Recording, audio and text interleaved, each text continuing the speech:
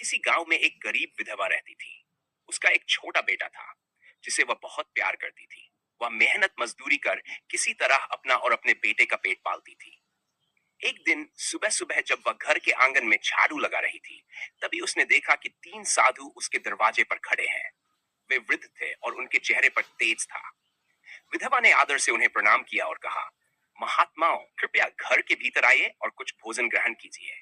एक साधु बोले, बेटी, हम तीनों एक साथ घर में प्रवेश नहीं कर सकते। पहले यह तय करो कि तुम हम में से किसे बुलाना चाहती हो। विधवा ने आश्चर्य से पूछा, महात्मा जी, ऐसा क्यों? दूसरे साधु ने समझाया, हम तीनों के नाम धन, सफलता और प्रेम है। अब तुम तय करो कि अपने घर में किसे बुलाना चाहती हो।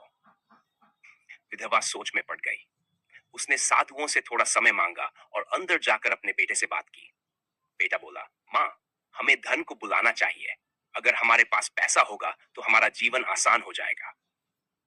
विधवा थोड़ी उलझन में थी, इसलिए उसने पड़ोस की एक बुजुर्ग महिला से सलाह ली। बुजुर्ग महिला ने कहा, बेटी, सफलता को बुलाओ। अगर तुम सफल हो जाओगी तो तुम्हें धन और मान सम्मान दोनों मिलेंगे। पर विधवा को अभी भी संतोष नहीं हुआ। उसने अपनी अंतरात्मा की आवाज सुनी और फिर साधुओं के पास आकर बोली, मैं प्रेम को अपने घर बुलाना चाहती हूँ। जैसे ही उसने प्रेम को बुलाया, प्रेम साधु घर के भीतर आ गए। लेकिन आश्चर्य की बात यह हुई कि बाकी दोनों साधु, धन और सफलता, भी उनके पीछे पीछे घर में प्रवेश कर गए। विधवा ने चकित होकर पूछा, यह क्या हो रहा है? आपने तो कहा था कि केवल एक ही साधु मेरे घर आ सकता है। एक साधु मुस्कुराए और बोले, बेटी, तुमने सही चुनाव किया। जहां प्रेम होता है वहां धन और सफलता स्वयं आ जाते हैं।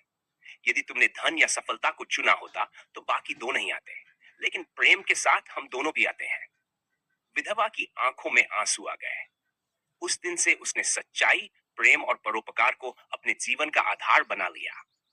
जल्द ही उसकी गरीबी दूर हो गई।